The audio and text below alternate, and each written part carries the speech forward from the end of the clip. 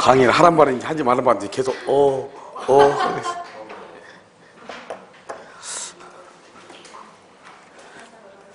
저번주 지상까지 했죠? 그래서 오늘은요 지역권부터 보도록 그렇게 하겠습니다. 저 친구가 이제 한 것을 가지고 저기 어디지? 주택거래사 시험이 얼마 안 남았거든요. 채권법만 가지고 몇 장 보냈길래 5장인가 보냈길래 그거 복사해가지고 채권 주택거래 하는 학생들하고 잠깐 했거든요. 그거 엄청 좋은 것 같아요. 쓸 필요가 없으니까 일단 팔이 안 아파요. 첫 번째. 두 번째는요, 사람들이 이게 쓰고 나서 이렇게 하면은 지워버리면은 금방 좀 잊어버리나 봐요. 근데 자료만 돼 있으니까 자료를 보는데 5장으로 다 보니까 사람들이 그걸 가지고 2번을 했는데도 불구하고 30분이 안 걸리더라고요. 거기서부터 담보책임 전까지, 해지 전까지 강의를 한번 쭉 하고 그냥 그만 보고 강의하고 다시 또 한 번 해줬거든요. 그래도 30분이 안 걸리는 것 같아요. 그래서 여러분, 내가 봤을 때 일단 공부라고 하는 것은 몇 번 얘기했지만 길게 보는 것도 되게 중요한데 자세히 보는 것도 중요한데 자세히 보는 것하고 또 중요한 것은 항상 하는 얘기지만 짧은 시간 안에 보는 게 중요하거든요. 그러니까 여러분 채권법 같은 경우는 이런 것은 강의 개수는 5개인데 일단 몇 개 안 되니까 좀 반복적으로 봤으면 좋겠어요. 그리고 만약에 채권법 이런 게 하나 정리가 되면 복사를 해서 이런 보는 방법을 한번 해보겠지만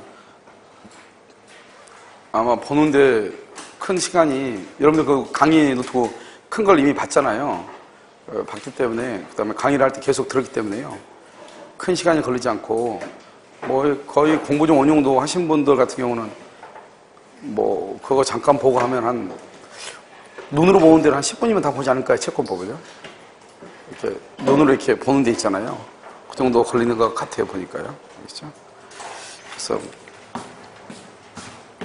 일단 강의는 올리는 것은 카페에도 안 올리려고 했더니요. 일단 카페에도 올렸어요. 일단 학교학닷컴에도 올려가지고 학생들 이렇게 듣게 하려고 했더니요. 일단 올리고 학원생들만 듣게끔 해놨어요. 그러니까 여러분 다른 외부 학생들은 제가 이거 얘기해도 관계가 없을 거예요. 어차피 듣지 못하니까요. 그래서 일단 그것을 이렇게 반복적으로 오늘이 토요일이잖아요. 일요일 같은 날은 채권법 있죠. 채권법이 5개잖아요. 강의가 5개인데 시간 5시간이 아니고 몇 시간 안 돼요. 30분, 40분 이렇게 돼 있을 거예요. 29분, 40분, 40분 이렇게 돼 있을 거예요. 그러니까 그 5개를 일요일 날 좀 가서 혼자 공부하려고 이렇게 하지 마시고 그것을 한 2번이나 3번 정도 이렇게 빨리 좀 들을 수 있으면 듣는 게 좋지 않을까 생각이 들어요. 그래서 똑같은 것을 반복적으로 들어버리면 있잖아요. 사실 들을 게 없거든요. 그러고 나가지고 자료가 나오면 그 자료 있잖아요. 자료만 보고 계속 그걸 강의한 걸 생각하면서 봐버리면 되죠. 그것만 보고 이런 문제를 풀어도요. 여러분들 기출문제는 100% 다 풀릴 거예요. 그렇죠? 제가 했던 국어고시라든가 이런 것들은 한두 개의 지문이 판례로 되어 있기 때문에 좀 그렇다 치더라도 그 외에 우리 공시사 나온 기출문제는 100% 다 풀지 않을까 이런 생각이 들어요. 처음부터 그 자료를 볼 수는 없죠. 처음에 여러분 공부하신 분들은 이 큰 자료를 봐야 되고 강의 노트 있잖아요. 이걸 봐야 되고 지금쯤 여러분들 이제 공부가 어느 정도 돼 있으니까요. 저 정도 자료는 아마 충분히 보고 남을 거예요. 그렇게 하면은 문제 풀이하는데 아마 크게 도움이 되지 않을까 생각이 들어요. 아시겠죠? 자, 이제 지역권부터 한번 보도록 하겠습니다. 지역권은요. 그래서 요역지 이렇게 돼 있잖아요. 그래서 요역지는 갑이고요. 그 다음에 여기요 승역지라고 되어 있죠. 그래서 승역지 이렇게요. 승역지는 을 이렇게 되어 있죠. 여기에 이제 이렇게 통행지역권이라고 하는 것이 하죠. 그래서 통행지역권이다 이렇게 얘기하죠. 이 지역권이라고 하는 것은 종den권에서 요역지의 오로지 요역지의 편익만을 위해서 존재하거든요. 그러니까 지역권이라는 것은 종den권이고 요역지는 주den권이잖아요. 그래서 항상 봐봐요. 지역권은 요역지하고 뭐가 안 된다? 분리 양도가 안 된다 이런 말이죠. 그래서 분리 양도가 안 된다 이렇게 얘기하는 거예요. 지역권은 요역지와 분리 양도가 안 된다. 그 다음에 요역지와 주den권이라고 했죠. 요역지가 이렇게 병에게 이전하죠. 그래서 병에게 이렇게 이전한단 말이죠. 병에게요. 그러면요 지역권도 같이 뭘 한다? 이전을 하죠. 이렇게 병에게요. 그래서 이것은 다른 약정이 없으면 이 말이죠. 다른 약정이 없으면 이렇게요. 이것을 뭐란다? 수반성이다 이렇게 얘기하고, 더 중요한 것은 우리가 보통 종된 권리인 즉 제한 물권이 이전할 때는 부기 등기를 해야 되잖아요. 그런데 여기는 무슨 등기를 하지 않아도 된다? 부기 등기를 하지 않아도 돼. 이게 아주 중요해요. 무슨 말인지 아시겠죠? 그 다음에요, 이 요역지는요, 일필지여야 돼. 반드시요. 일필지이어야 되는데요. 여기 승역지는 일필지이어도 되고요. 일필지, 또는요, 여기요, 일필지 뭐가 돼야 돼? 일부라도 무방. 그래서 우리는요, 토지의 일부에 대해서 지상권, 지역권, 전세권을 말 수 있다, 설정할 수 있다. 이런 말 하죠? 그래서 토지의 일부에 용익 물권을 설정할 수 있다. 다른 말로 일물 일권주의에 위반된다, 위반되지 않는다, 위반되지 않는다. 그렇게 해야죠. 그걸 지금 이걸 얘기하는 것이에요. 알겠죠? 자, 그 다음에 우리가 지역권이라는 것은 지역권 설정에 합의를 하죠. 합의라고, 그 다음에 뭐냐면 여기서 지료라고 하는 문제가 있고, 그 다음에 여기는 등기를 이렇게 해야 되거든요. 그런데 지료라는 것은 원칙적으로 뭐가 원칙이냐? 무상이 원칙이에요. 물론 유상으로 합의할 수 있지만, 합의는 할 수 있어. 하지만 그것을 등기할 수 있는 방법이 없는 것이고, 여기서 이제 존속기간이 있죠? 이 존속기간이라는 것은 법의 규정이 없어요. 법의 규정이 없지만 어떻게 할 수 있냐? 용구무한의 지역권을 설정할 수가 있다 이 말이죠. 그래서 이것이 이제 지역권이다. 이렇게 지역권은 존속기간하고 지료에 가는 것이 없어요. 그래서 뭐가 원칙이다? 무상이 원칙이다. 그런데 반드시 뭐는 해야 된다? 등기는 해야 되는 것이고, 이제 지역권하고 뭐가 비교가 되냐? 지역권이라고 하는 것하고 상린관계라고 하는 것하고 비교가 되는 거거든요. 그래서 여기서 이제 우리가 보면 상린관계라고 하는 것은 뭐냐 이 말이죠. 이 상린관계라고 하는 것은 인접해야 돼. 인접하는요 부동산이에요. 부동산 소유자. 부동산 소유자 간의 이용 조조를 위한 것으로서 이것을 우리는 뭐란다? 상린권이다 이렇게 얘기해요. 그런데 이 상린권이라는 것은 소유권의 내용이에요. 소유권의 내용이란 말이죠. 그래서 소유권의 내용, 이것을 우리는 상린관계라고 하고요. 이 상린관계는 인접하죠. 인접이니까 상린관계는 뭐가 되냐? 격지는 안 되는 것이요. 그 다음에 이게 부동산이죠. 부동산이니까 뭐가 된다? 토지하고 뭐가 된다? 건물이 되고요. 여기는 소유자죠. 소유자인데 여기는 지상권자하고 여기 지역권자하고 뭐하고요? 전세권하고 되는 것이고요. 여기는 소유권이죠. 소유권은 뭐에 걸리지 않는다? 소멸시효에 걸리지 않고요. 소유권의 내용이죠. 내용이라는 것은 뭐다? 상린권은 독립한 뭐가 아니다? 독립한 물권이 아니다. 독립한 물권이 아니란 말이 무슨 말이에요? 별도로 등기를 한다, 안 한다? 안 한다? 등기를 하자니까 몇 조다? 187조다. 다른 말로 뭐라고 한다? 이것을 법률에 뭐라고 한다? 규정이다. 그래서 상린관계는 법률의 규정에 의해서 당연히 인정이 되는 것이에요. 무슨 말인지 알겠죠? 그런데 여기서 이제 우리가 뭐가 있냐면 여기서 지역권이라고 하는 것이 있잖아요. 지역권이요. 이 지역권은 뭐냐? 여기는 인접해야 되죠. 그러니 격지는 안 되죠. 그런데 지역권은요. 여기서 지역권이라는 것은 뭐냐면 인지도 되고 뭐도 돼요? 격지도 돼요. 격지. 그 다음에 이건 부동산이죠. 여기는 부동산인데 지역권은 뭐만 돼요? 토지만 돼요. 토지만. 여기는요. 소유자, 지상권자, 전세권자죠. 이것은 여전히요. 여기도 지역권도 마찬가지예요. 요역지의 소유자, 요역지의 지상권자, 여기 죄송해요. 여기요. 전세권자 임차인이요. 임차인. 알겠죠? 임차인. 여기 지상권자, 전세권자, 임차인도 뭐죠? 지역권을 주장할 수가 있어요. 그 다음에 여기 소유권은 소멸시효 걸리지 않죠? 그런데 지역권은요, 몇 년의 소멸시효? 20년의 소멸시효에 걸려요. 그 다음에 여기는 독립한 물권이 아니죠? 독립한 물권이 아닌데 이것은요, 독립한 물권이죠. 그래서 독립한 물권으로서 뭘 한다? 여기는 등기를 하죠? 등기를 하니까 몇 조다? 186조가 되죠? 186조니까 이것을 우리는 뭘 한다? 그것을 법률행위라고 얘기하죠? 이 법률행위니까 뭘 한다? 지역권 설정에 뭐가 있어야 돼? 합의가 있어야 된다. 그래서 가끔요, 지역권하고 그 다음에 상린관계를 이렇게 구별해가지고 시험에 나온단 말이죠. 그래서 이것을 일단 보시고요. 그 다음에 또 이제 우리가 지역권에서 뭘 보냐면, 통행지역권이라는 것을 한번 볼까요? 이렇게 통행지역권에요. 통행지역권에 시효취득이라고 하는 것이 있어요. 통행지역권. 그러면 통행지역권은요, 첫 번째요, 누구냐면 요역지 소유자가요. 어디에다가요? 승역지상에 뭘 해야 돼요? 통로를 개설해야 돼요. 통로를 개설. 따라서요, 요역지 소유자가 아닌 사람이 하면 안 돼요. 그 다음에 여기는 승역지상이 하니까 요역지상이 하면 안 돼요. 그 다음에 여기는요, 통로를 개설을 반드시 해야 돼요. 알겠죠? 이미 있는 기존의 통로, 그러면 절대로 안 돼요, 그것은.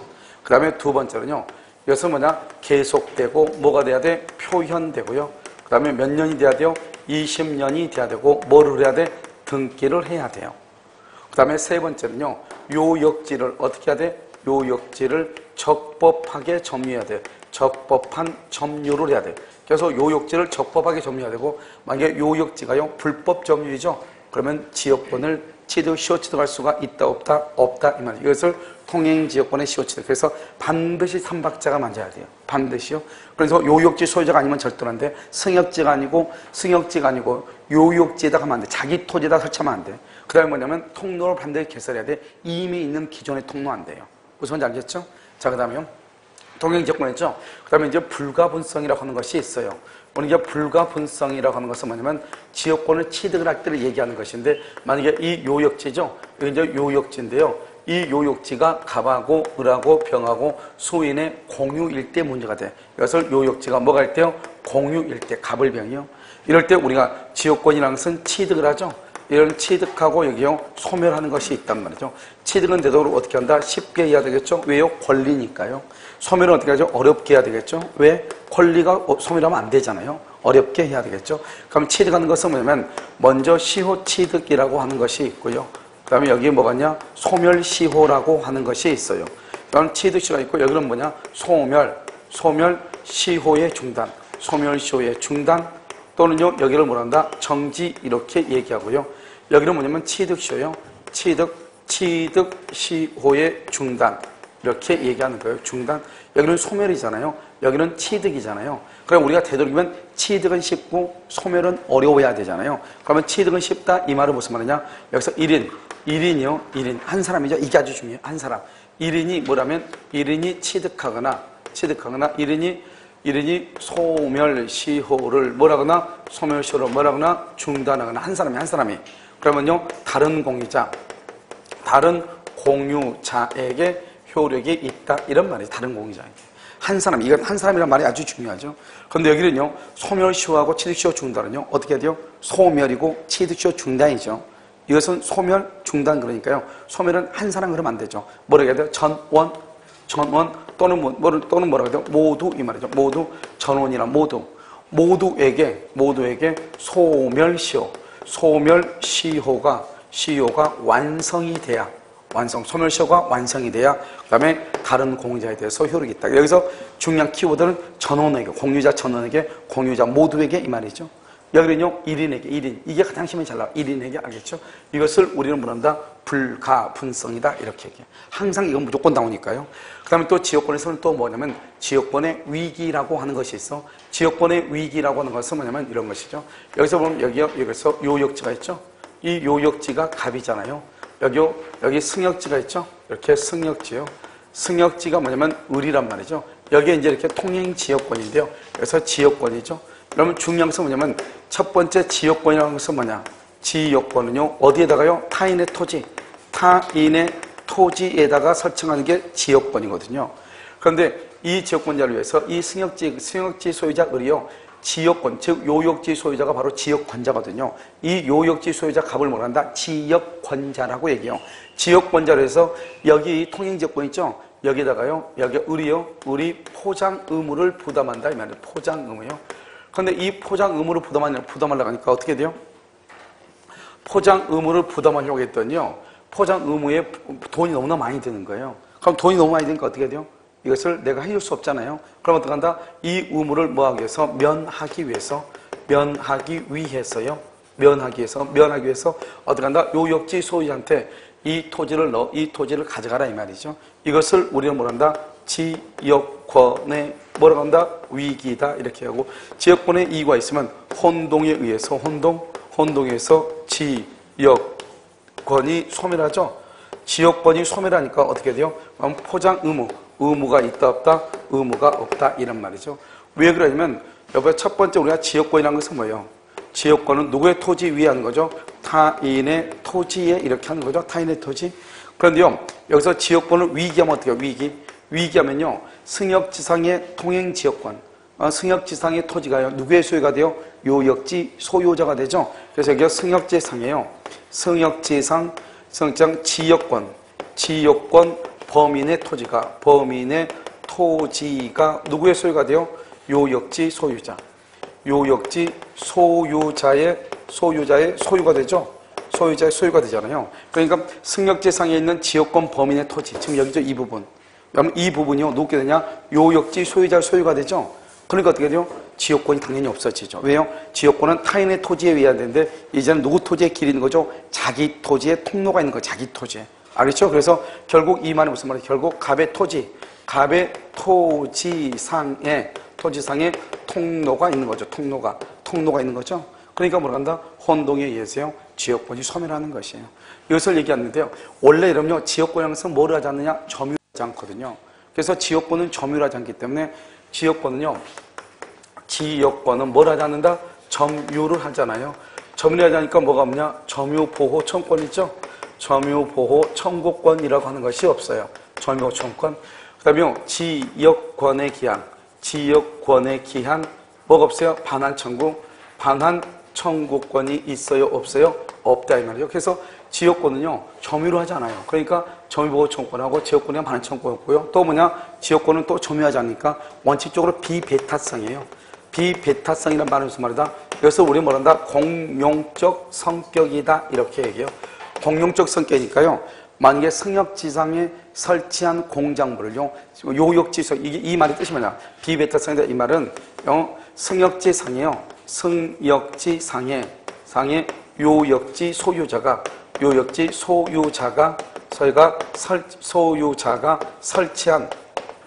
설치한 공작물 등을 누구도 사용할 수 있냐? 승역지 소유자죠? 승역지 소유자도 함께 사용할 수 있어요. 사용을 하는데 뭐라냐? 그것을 비용을 분담을 해야 돼요. 비용을 분담해야 돼. 알겠죠? 이걸 우리 공용죄라는 것은 같이 쓴다 이 말이죠. 왜냐하면 지역권은 점유하지 않기 때문이죠. 그런데 유일하게 뭐가 있냐면 우리는 용수지역권이라고 하는 것이 있어요. 용수지역권이요.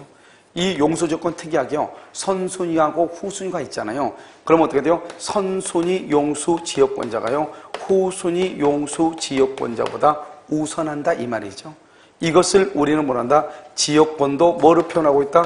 배타성의 표현이다. 이렇게. 지역권은 원칙적으로 배타성이 없거든요. 그런데 아주 예외적으로 용수지역권만요, 뭐가 있냐? 배타성이 있는 것이에요. 이거 그래서 요즘 최근에 뭐가 나오냐면 선순위 용수지역권자가 후순위 용수지역권자보다 우선한다. 후순위 용수지역권자는 선순위 용수지역권의 용수를 방해하지 못한다. 이렇게. 알겠죠? 그 다음에 여기서 이제 공용적 성격이다. 같이 쓴다 이 말이죠. 여기서 보면 승역지상에요, 요역지 소유자가 설치한 공작물 등을 승역지 소유자가 같이 사용할 수 있어. 하지만 비용은 뭘 한다? 비용은 분담을 해야 돼. 돈을 내야 돼, 안 내야 돼? 내야 된다. 돈만 내면 같이 사용할 수 있다 이 말이죠. 이것을 우리는 지역권이요, 다른 것하고 큰 차이점인 것이에요. 무슨 말 알겠죠? 이것을 얘기하고요. 그럼 여기까지 이제 우리는 지역권이다 이렇게 얘기를 해요. 자, 그다음에 전세권 한번 봐요. 우리가 전세권은 무조건 이제 전세권 시험에 나오는데 전세권은 두 가지예요. 하나는 이론의 측면이 있고 하나는 판례 측면이 있으니까요. 먼저 지역권은 전세권은요, 판례가 시험에 잘 나오기 때문에요. 전세권을 판례를 먼저 보자는 말이죠. 여러분 전세권 있죠? 전세권은 뭐냐면 이렇게요. 갑이 있고 여기 그랬죠? 갑이 그한테 1억을 주죠. 이것을 우리는 뭐란다? 전세금이다 이렇게 얘기하죠. 전세금이요. 그러고 나서 이렇게 갑의 건물 있죠? 갑의 건물에 우리요 전세권을 설정을 하죠. 이 전세권을 설정하고 전세권 설정에 등기를 이렇게 하죠. 그러면 이렇게 등기하게 되면 이 전세권은 용익 권능의 전세권하고요. 여기 무슨 권능? 담보 권능의 전세권하고 용익 권능하고 담보 권능 이렇게 두 가지가 이렇게 있잖아요. 그러면 용익 권능의 전세권이라는 것은 존속기간 동안이에요. 존속기간 동안 사용하고 수익하죠. 이 존속기간 동안에 뭘 한다? 여기서 사용료를 내야 되죠. 이러면 이 사용료를 뭐라 한다? 전세금에 뭐라고 한다? 이자라고 얘기해. 이자. 전세금 이자. 그러니까 전속기간 동안 상수익하고요. 만약에 전속기간이 만료가 되죠. 만료가 되면 어떻게 돼요? 말소 등기 없이 이 말이 중요해요. 말소 등기 없이 당연히 용익권의 전세권은 당연히 소멸해요. 여기서 말소 등기 없이란 말이 무슨 말이에요? 몇 조다? 이건 187조 이 말이잖아요. 말소 등기 없이. 그건 당연히 소멸하고요. 그럼 더 이상 뭐를 줄 필요 없어요? 사용료를 더 이상 낼 필요가 있어요? 없어요? 사용료를 낼 필요가 없죠? 사용료를 낼 필요가 없으니까 어떻게 해요? 전세금을 반환받아야 되죠? 그래서 전세금 반환을 청구해야 되겠죠? 그런데 전세금 반환을 청구했는데 만약에 전세금은 안 주죠? 안 주면 어떻게 돼요? 그때는 뭘 한다? 경매를 청구해야죠. 그래서 전세권에도 뭐가 있다? 경매 청구권이라는 게 있잖아요.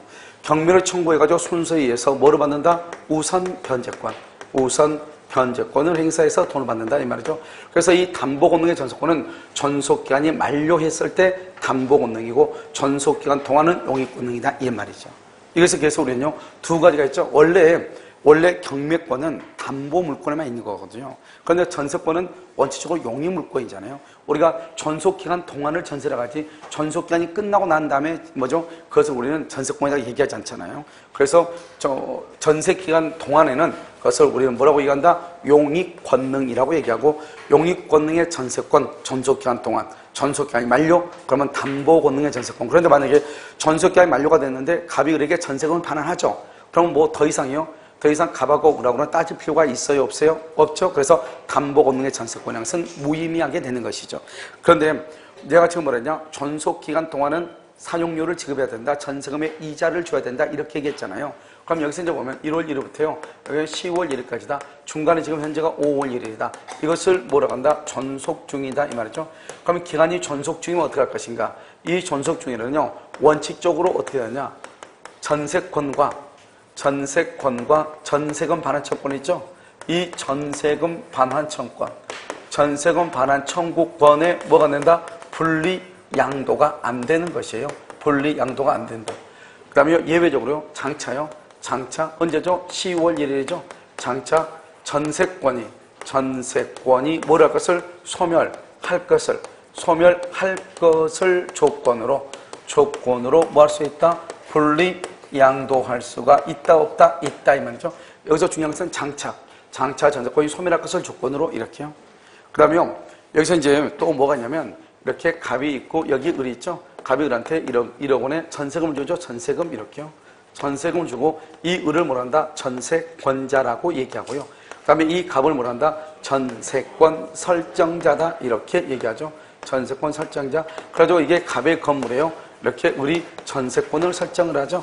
그런데 전세권은 등기를 하게 되면 전세권은 용익권능의 전세권하고요. 그 다음에 무슨 권능? 담보권능의 전세권 이렇게 두 가지가 있잖아요. 그런데 용익권능의 전세권이라는 것은 전속기간이 만료가 되죠. 만료가 되고 뭐 없이? 말소 등기 없이 뭐란다? 당연히 소멸하죠. 당연히 소멸해. 그럼 우리는 보통 전세금 담보 대출이라는 걸 사잖아요. 그러니까 전세권의 담보를 잡고 돈을 빌려준다 이 말이죠. 그러면 그 전세권 담보 대출은 용익권능의 전세권에다가요. A가 저당권이나 또는 근저당권을 이렇게 설정을 하고 돈 1억을 빌려준다 이런 말이죠. 그런데 전세권의 용익권능의 전세권 위에 저당을 잡았는데 용익권능이 전속기간이 만료되면 말소 등기 없이 당연히 소멸하잖아요. 그럼 말소 등기 없이 당연히 소멸하죠.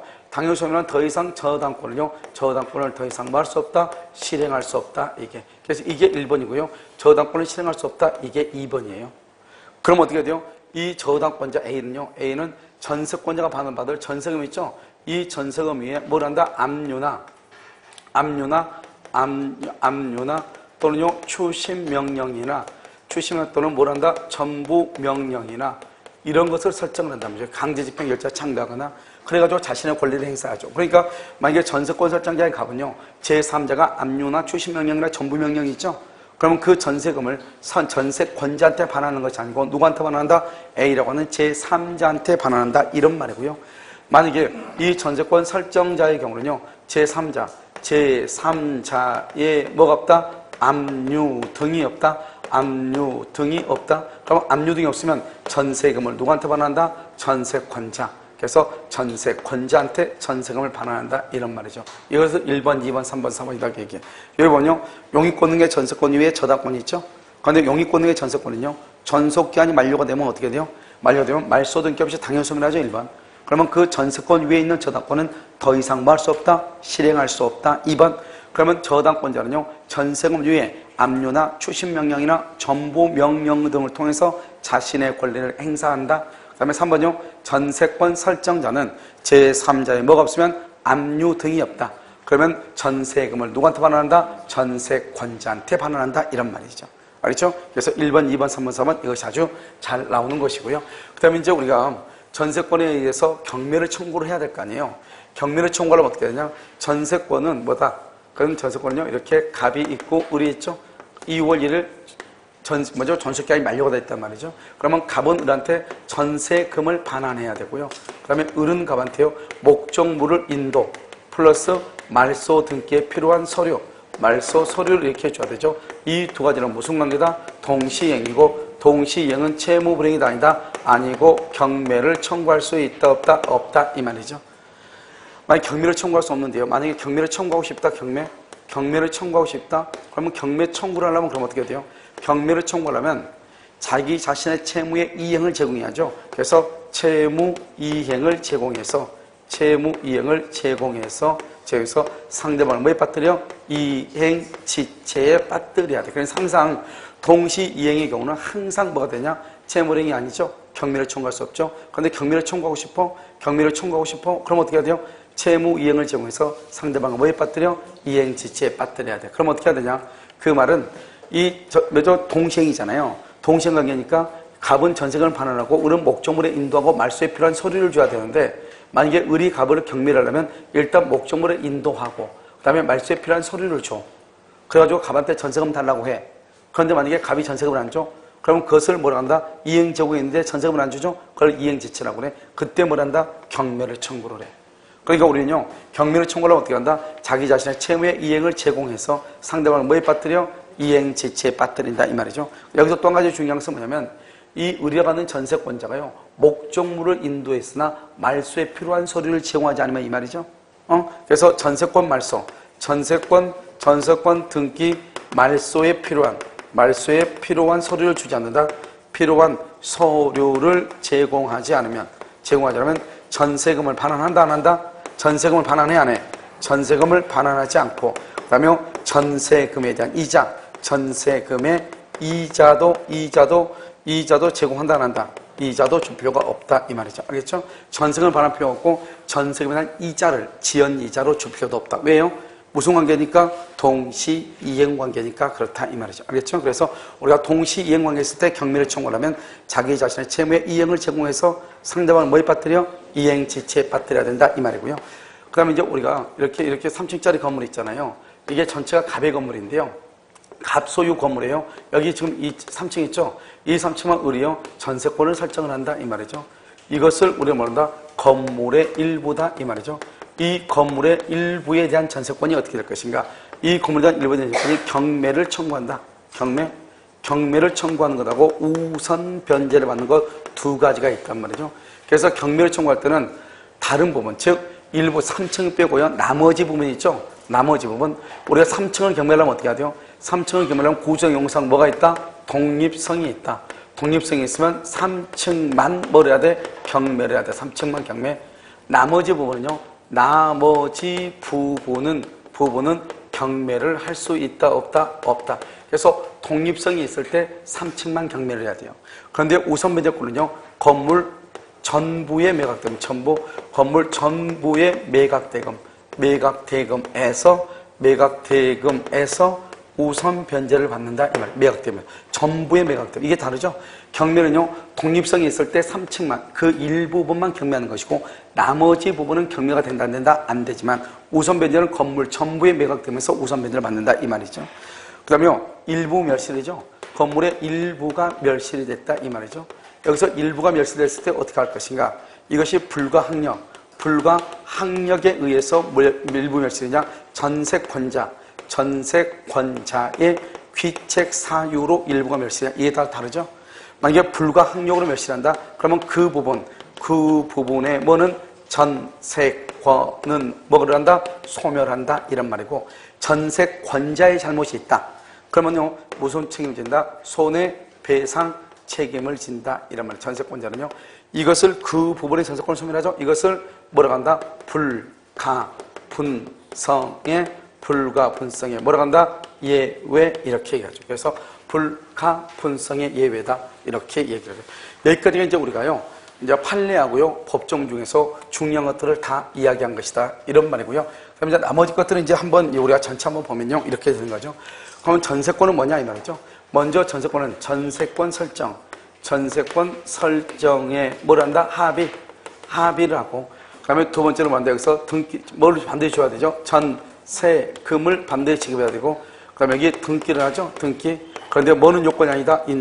인도는 요건이 아니다. 그래서 우리가 전세권 설정에 합의를 하려면 반드시요, 전세권을 설정하고 합의를 하고, 그 다음에 전세금을 지급하고 등기를 하고, 그런데 인도는 요건이 아니다. 여기서 등기는 뭐죠? 여기 전세금은요, 기존의 채권으로 전세금에 뭐 할 수 있다? 가름할 수 있다. 그런데 여기서 무슨 말이 있어야 돼요? 실제 용익할 의사가 있어야 돼, 없어야 돼? 실제 사용하고 소익할 뭐가 있어야 돼? 의사가 있어야 돼. 어떤 경우요? 전세금의 경우. 전세금 기존의 채권으로 가름하고요, 실제로 사용하고 수익할 의사가 있어야 돼요. 이게 아주 중요해요. 그러니까 반드시 전세권에서 전세금을 지급하지 않는다. 그러면 된다, 안 된다? 안 되는 것이고, 전세금은 반드시 금전으로 지급을 해야 돼. 이게 바로 뭐가 다르냐? 임대차하고 달라. 임대차의 차이는 반드시 금전으로 지급할 필요가 있다, 없다? 없다. 이게 이제 큰 차이가 있는 것이다. 이런 말이에요. 그래서 전세권 설정의 합의고요. 전세권은 이제 존속기간인데요. 전세권은 최장 존속기간 있죠? 최장 존속기간 몇 년이냐? 10년이고요. 여기서 갱신을 하죠? 갱신을 해도 몇 년이다? 10년이다. 이 말이에요. 갱신하면 10년. 그런데요, 최단은죠, 최단은요, 건물이죠? 건물은 최소한 몇 년? 1년이죠. 이것을 우리는 뭐란다? 최단 존속기간이다. 이렇게 얘기하고요. 토지는 언제부터? 토지는 0부터. 그래서 건물은 언제부터? 건물은 1년부터. 토지는 언제부터? 0부터. 최장 언제까지? 10년까지 이 말이죠. 알죠? 이것을 얘기하고요. 그러면 또 여기서 중요한 또 건물 전세권이죠.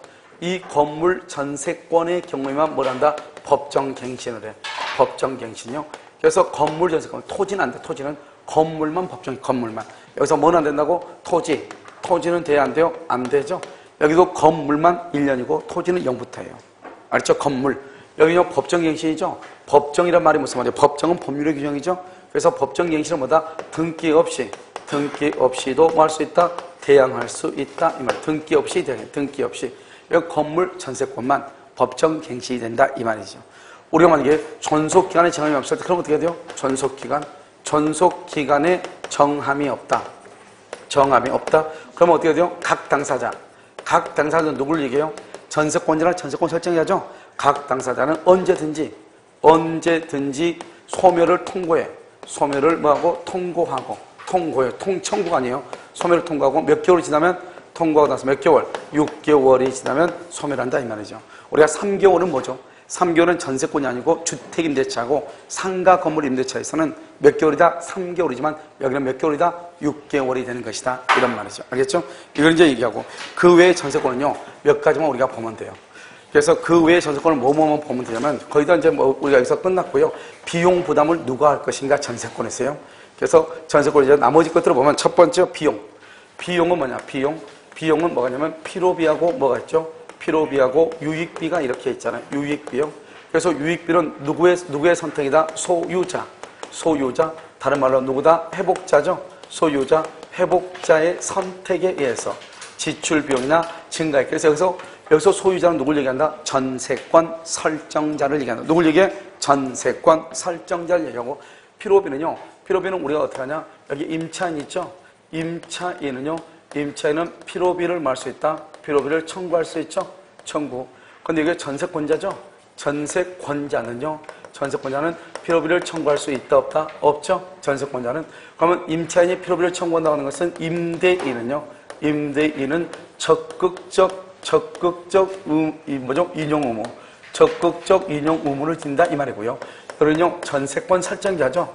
전세권 설정자는요, 사는 적극적이다, 소극적이다? 소극적 인용 의무를 부담한다. 이런 말이에요. 그래서 전세권 설정자가 필요비를 부담하는 것이 아니다. 그런데 임대인은 필요비를 부담한다. 임차인이 필요비를 청구한다는 것은 임대인이 필요비를 부담한다. 여기는 전세권자가 필요비를 청구할 수 없다. 이 말은 설정자가 필요비를 부담한다, 안 한다? 안 한다. 부담하지 않는 것을 뭐라 한다? 소극적이라고. 부담하는 걸 뭐라 한다? 적극적이다. 이렇게 얘기해. 그 다음에 유익비는 누구의 선택이다? 회복자, 소유자. 소유자가 누구다? 전세권에서 누구다? 전세권 설정자. 임대차에서 누구다? 임대인의 선택. 이렇게 되는 것이에요. 무슨 말이겠죠? 그 사람의 선택에서 비용을 청구한다 이 말이고요. 그 다음에 여기 이제 뭐냐면 부속물 매수 청구권이라고 하는 것이 있어요. 이 부속물 매수 청구권이요, 뭐하고 좀 다르냐면 전세권하고 임대차하고 약간 달라요. 그러면 전세권의 경우는 뭐냐? 전세권은요, 전세권 설정자가 청구할 수 있고 전세권자가 청구할 수 있거든요. 그런데 여기요, 임대차죠? 이 임대차에서는 어떻게 하냐? 임대차에서는 임대인은 청구권이 없고요. 오로지 누구만 임차인만 청구할 수 있거든요. 설정자가 청구하죠. 그러면 전세권자는 정당한 사유 없이, 정당한 이유 없이 사유 없이 거절을 못해요. 그러면 무슨 말이냐? 정당한 사유가 있으면 거절할 수도 있다 이 말이잖아요. 그런데 여기 전세권자하고 여기 임차인이죠. 이 두 사람이 하는 것은 이것은 형성권이에요. 보정매수권, 형성권. 이것은 뭐다? 일방적 의사표시죠. 상대방의 동의가 필요하다, 필요하지 않다, 동의가 필요가 없다. 이게 두 가지가 부속물 매수청권이 다른 것하고 차이가 있는 것이고요. 그 다음에 또 우리가 이제 전세권에는 어떤 또 차이가 있냐면 지역 지상권하고 차이가 있죠. 뭐냐면 우리가 이제 물권이죠. 물권은 뭐다? 물권은 먼저 양도성이 있어요. 그래서 물권은 또 뭐냐? 강행 규정이에요. 양도성이 있고 강행 규정이니까 여기요 물권 양도 금지 특약, 물권 양도 금지 특약. 이 금지 특약은 뭐가 되냐? 무효가 되거든요. 무효. 그런데요, 이 물권 중에서 예외가 하나 있단 말이죠. 전세권이요. 전세권도 물권이죠. 그래서 전세권도 물권이에요. 물권이니까 원칙적으로 전세권은 양도성이 있어요. 그런데 예외적으로 뭘 할 수 있냐? 예외적으로 전세권 양도 금지 뭘 할 수 있어? 특약을 할 수 있고, 이 특약을 등기하게 되면 이 등기는 뭐가 된다? 유효가 된다 이 말이죠. 그래서 나머지 전세권만 예외적으로 나머지 물권들은 다 양도 금지 특약 무효예요. 예를 들어서 여기 보면 가장 대표적인 게 바로 뭐죠? 지상권하고 지분이죠. 지분. 다른 것은 다 시험에 안 나와. 지분 처분 금지 특약. 우리가 지분을 처분할 때는 어때요? 타 공유자의 동의를 받지 않고 처분하죠. 그러니까 지분을 처분할 때는 다른 공유자의 동의를 받지 않고 처분해. 마음대로요. 그것은 뭐냐? 만약에 지분 처분 금지 특약이 있다. 그것은 무효가 돼요. 지상권은 물권이죠. 그러니까 지상권 양도 금지 특약은 무효예요. 그러니까 갑하고 을하고 지상권을 양도하지 말기로 합의를 했다 할지라도 거기에서 위반해서 지상권을 처분할 수 있어요. 지상권을 처분해도 유효가 된다, 무효가 된다? 유효가 돼요. 그런데 전세권만큼은 전세권 양도 금지 특약이 등기가 되면 그것은 뭐가 된다? 유효가 된다 이 말이죠. 그러니까 전세권만큼은 그것을 양도 금지 특약을 할 수가 있다, 없다? 있다 이런 말이고요. 그 다음에 이제 우리가 전세금 반환은 누구한테 청구하느냐? 전세금이요. 전세금 반환을 청구해야 되잖아요. 전세금 반환 청구권. 이때는 이제 두 가지가 있어요. 하나는 소유자가 바뀐 경우가 있어요. 가박을 하고. 우리가 아무 말 없이 전세권 그러죠? 전세권 그러면 전세권은 뭐가 되냐? 등기가 돼 있고요. 이 전세권은 뭐가 있냐? 대항력이 있어요. 전세권이요. 무조건요. 그러니까 중간에요. 소유자가 갑에서 이렇게 병으로 이렇게 바뀌잖아요. 이걸 양수인이다 이렇게 얘기하잖아요. 그러면 일단 중간에 5월 1일 바뀌죠. 여기는 2월 1일 전세권이고요. 5월 1일 목요일 양도가 되죠. 그러면 이 전세권자는 양수인한테 전세금 반환 청구, 전세금 반환을 뭐한다? 청구하는 거예요. 다른 말로 뭐 할 수 있다? 대항할 수 있다 이 말이잖아요. 그런데 이번에는 전세권자가 바뀌는 경우가 있어요. 이렇게 갑이 있고 여기 을이 있죠. 을이 전세권이죠. 그러면 전세권은 아무 말 없이 뭐가 있다? 등기를 하는 거잖아요. 이번에는 병이요. 전세권이 양수가 돼요. 양수인 이걸 전세권 양도라고 하는 거예요. 그러면 이 전세권 양도를 할 때는 누구예요? 설정자의 뭐가 필요가 없어요? 동의가 필요가 없어요. 왜 설정자의 동의가 필요가 없냐? 전세권은 물권이고 물권은 사람과 물건 간의 관계거든요. 그러니까 사람하고 물건하고 관계지 사람하고 관계가 아니라고요. 그러니까 여기 전세권을 양도할 때는 이 갑한테 물어볼 필요가 없는 거예요. 전세권은 사람과 물건 간의 관계이기 때문에요. 그래서 동의를 하지 않아. 그럼 동의를 하지 않지만 어떤 책임을 져야 돼요? 불가항력적 손해에 대해서 뭘한다?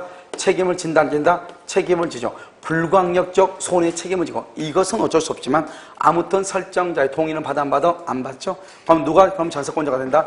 양수인이 뭐가 된다? 전세권자가 되는 거예요. 양수인이요. 그러면 전세금을 누구한테 반환한다? 갑이 누구한테? 병한테 뭘한다? 전세금을 뭘한다? 반환한다. 이 말은 전세금을 반환한다. 알겠죠? 물론 이거 말고도 이제 전전세하고 전세권의 양도라고 하는 것이 있어요. 그런데 우리가요, 전대차라든가 전전세는 항상 뭐를 얘기하는 것이냐? 갑에서 을이 있죠? 그 다음에 을이 있는 상태에서 다시 병한테 준다 이 말이잖아요. 그러니까 을이 반드시 있는 거잖아요. 그래서 을이 자기가 가지고 있는 게 10개란 말이죠. 가지고 있는 것이 10개인데 15개를 줄 수가 있다 없다? 없잖아요. 그러니까 전전세는요, 무조건 전세권자가 전 전세권자보다는 무조건 권리가 같은지 클 수밖에 없어. 전대차라잖아요. 그러면 임차인하고 전차인 중에서 누구의 권리가 크냐? 임차인이 전차인보다 권리가 크든지 적어도 같든지. 알겠죠? 그러니까 전차인이나 전 전세권자가 전세권자라든가 임차인보다는 권리가 더 클 수가 있다 없다? 없죠. 그러니까 전전세, 전대차 그러면 항상 원 전세권의 범위 내에서 원 임대차의 범위 내에서 항상 이렇게 되는 거예요. 그러니까 원래의 전세권의 전세금보다 클 수 없고 원래의 전세권의 존속기간보다 더 길 수가 있다 없다? 없다 이 말이죠. 그런데 양도다. 양도라고 하는 것은 뭐냐면 그야말로 매매하고 똑같아. 매매하고 똑같으니까 존속기간이나 전세금이요. 원 전세권하고 같을 필요가 있다 없다? 없다. 그것을 우리는 뭐다? 전세권의 양도라고 얘기하는 것이. 알겠죠? 그래서 뭐 그닥 중요하지 않으니까요. 그래서 여기서부터 여기까지가 여러분요 중요해요. 아시겠죠? 잠깐 쉬었다 여러분요 어디로 가면 유치권하고 있죠? 그래서 유치권하고요 저당권을 보도록 그렇게 했습니다.